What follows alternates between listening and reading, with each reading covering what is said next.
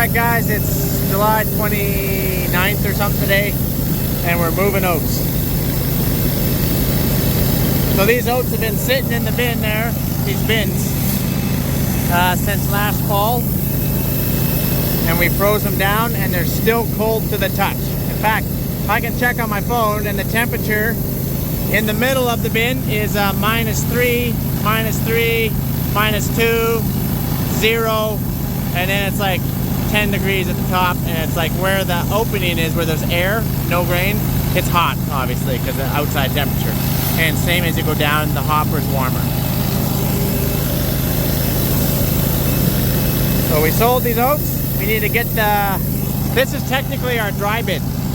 That's technically our wet bin for the dryer.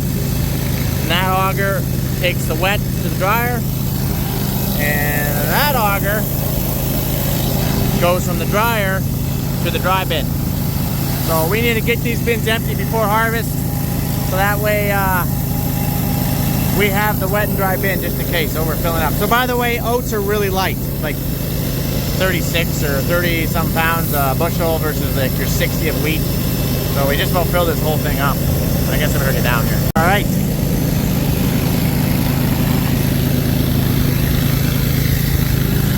So the oats are still cold to the touch. That's how I like it. Especially since these bins, when we were quite hot, it still got up to like 32 or 3 degrees up at the North Farm. When we were still sweltering at near 40 degrees at the South Farm. And I'm watching my app, and my app will actually ding at you and let you know that, hey, it's heating up. You can actually preset thresholds to monitor that grain for you, so it will basically text you. And I kept checking, and the air pocket between the roof and the grain did reach 48 degrees Celsius, which is terrifying. But the grain stayed cool. It was obviously warming its way down. I get that. But this is awesome.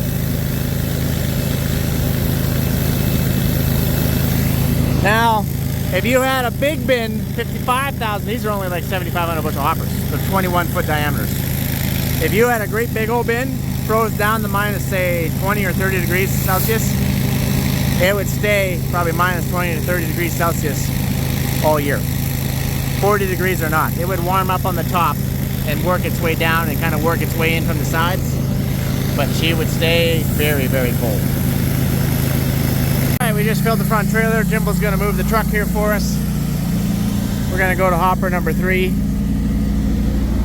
That's where we want to be. We load by air. And I think right over the...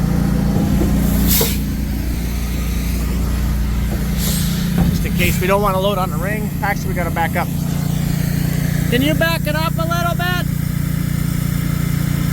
Can you back it up? Can you back it up? Just a little bit, yeah, okay. Oh, our hopper's open. Good thing I noticed that.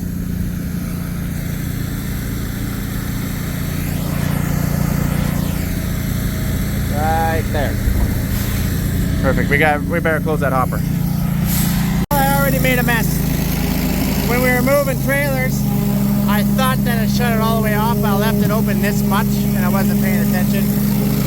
I was showing Jim how I wanted everything done, and I looked over here and she was already piling over like, holy cow!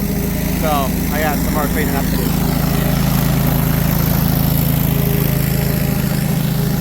Check our gauges because we load by gauge, we load by air. Yeah, okay. And we are on our last hopper here, and she's filling up.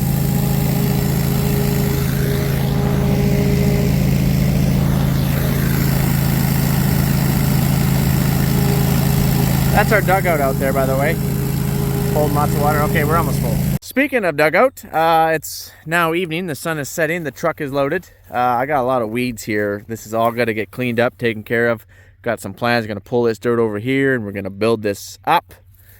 But you can see the cutout of the dugout. I just wanted to show you that. Maybe I'll stay up here. Do you see right there? All the way there and into here. And then this was actually trenched out to here. So that way we have our float right down there, which is actually just an empty DEF jug, I think, holding up a weight. So our filter's down there. So anyway, that is our water source. The rest of this, as you can clearly see, is Slew. So normally this would be Slew, but in 2021, when it was like the driest year ever in most of Saskatchewan, this was dead dry. You could drive out there with your pickup truck. So we took that opportunity to dig a dugout, and it should never go empty because 9 years out of 10, this always has water in it. So there you go. You see the cutout? Always is full of water. And how much, Mike, how much water's in the Slew? Not very much. You can clearly see. I would be 3-4 feet be out over there, I would say. But then the actual dugout itself is, well, that's probably like 20-some feet or something like that. So it's pretty deep. So don't be driving around with your tractor in my Slew thinking, oh, no big deal, doobie, derby, derby, derby, doo. You're going to go for a swim. All right, guys, that's the update on that. I will see you tomorrow. I think we're going to do a little bit of trenching. Talk to you then. Adios. And well, it's the next day now. Ashtyn's just doing a little rototilling. Some of our weeds here in our little trees are getting away. This here rototiller is the reversible, so it actually reverses. So it kicks all the dirt to the tractor, which means it goes deeper and it's harder to pull. And I think that it does a better job. Yeah, this one here is the RTR 50-inch.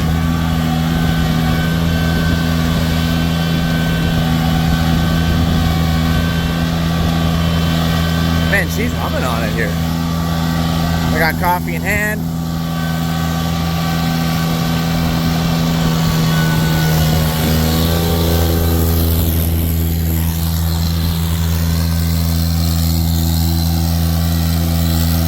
Hi, Chapel.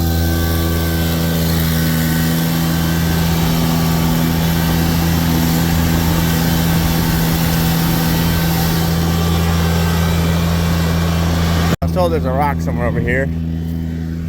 The downside to that rototiller is the shear pins aren't big enough, and you hit any sort of a rock, like even one half the size of this, like the size of your fist, like this, get out of the shadow, and you can pull a shear pin.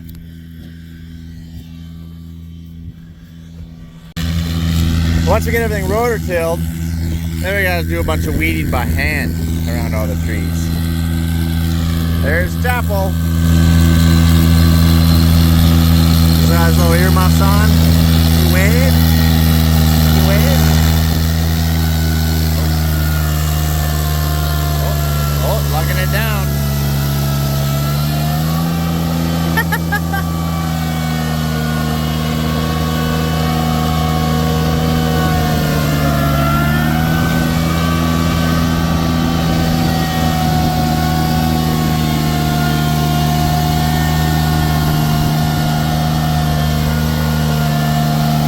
Oh yeah, here's the rock.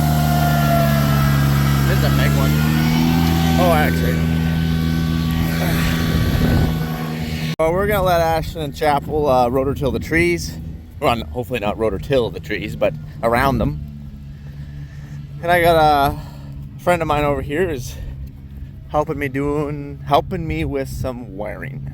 All right, so we're bringing power to these bins. We already had power in the back, but we were just running basically a big glorified extension cord to our electric motors here.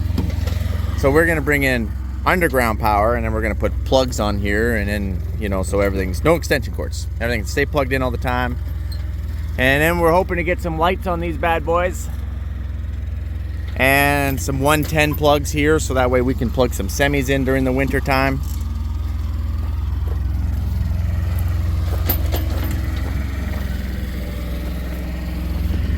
I guess I shouldn't fill in his little trench here. We're gonna bury some of this cable Generator, well, I don't know. We'll probably just keep it here for now. This fan melted down on us last year. I'm still waiting for them to come and pick up this fan. Walgrain. Still waiting for Walgrain to come pick this fan up.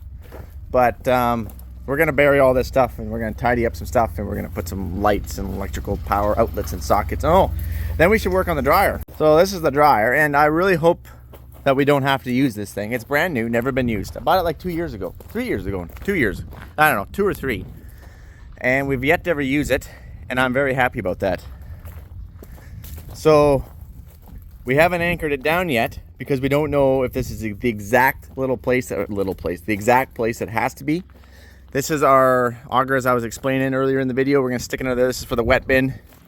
Goes up top. We got to build the hopper up. We haven't even fully assembled this thing. Isn't that something? And then the other yellow auger that goes to the dry comes out right here. According to my measurements, it should work out. It should be dang close. But the reason why we haven't anchored anything down here is because we might have to shimmy. Once we get the oats out of these bins, we could also shimmy the bins a little bit if we had to. A little harder now because the bins sat full through the spring. When the frost went out, it sunk down just a little bit, which is natural. That is natural for a bin to do. And they are anchored. So you're not moving the bin too far. We already got our propane. It's full. We're ready to rock and roll. We got to get SAS power out here to level our box because they put it in during the winter and it's kind of sunk and on an angle like this, and this isn't for us to do. They'll come out and they'll shimmy it up, level it out. So we got to get that done. And I think that's it. Oh, and then we have to do some trenching, obviously, to the dryer. We got to get all these electric motors. We got to get trenching, plug in the augers because they're all electric. We got to get some eyes so that way everything can be automatic. A lot of work to do. And we start combining in a week down south. We can get it all done? Absolutely not. Of course not. That's just how we roll. But don't worry. By year 5, we will have the dryer fully operational. It's only year 3. Year 5, we'll be rocking. But to be honest, it's dry up here. It actually hasn't rained up north for a while. Let's go take a look at the canola. We have good crops coming, there's no doubt. I don't know if they're going to be to where they were last year. The canola looks fine. It's definitely not very tall. It's like waist height here. So, oh, they got the odd ones standing above the crowd, but there's still a lot of pods on it, which is good. But we're in dire need of a rain up north too, and it hasn't come, so. And it is what it is. Still better crop here than south, 100%. So I guess what I'm saying is, as long as it stays dry, hopefully we don't even need the dryer. But that's, you know what's gonna happen. Like, you know, we're not gonna say it, but yeah, you know. All right, that's kind of the update. That's kind of the video. I'm gonna help my buddy lay some wires here. I just heard that Ashtyn popped the shear pin because all I heard was pop. She got it down, so she got Chapel. So I might go and help change the shear pin for the 13th time. Those are just terrible. Those RTR 50s, those shear pins are way too small in those Kubota. Actually, they're a Land Pride Rototiller on a Kubota tractor. Wow, we're gonna have to drill that thing out and put a way bigger shear pin in. And no, there's already grade 8 bolts in there. We've tried grade 5 and grade 8, don't matter. Grade 8 at least pops, grade 5 kind of smears a little bit.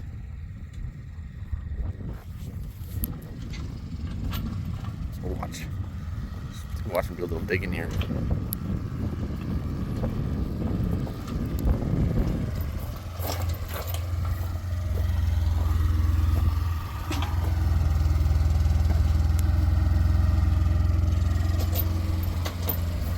Basically, it's a glorified shovel. It's an automated shovel. So tiny.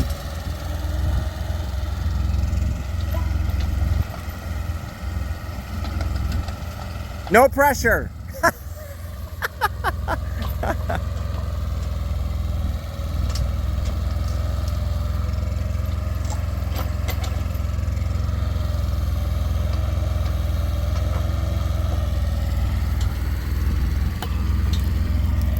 So if you're wondering how deep we're going, we're only going like 3 feet, like 36 inches or so.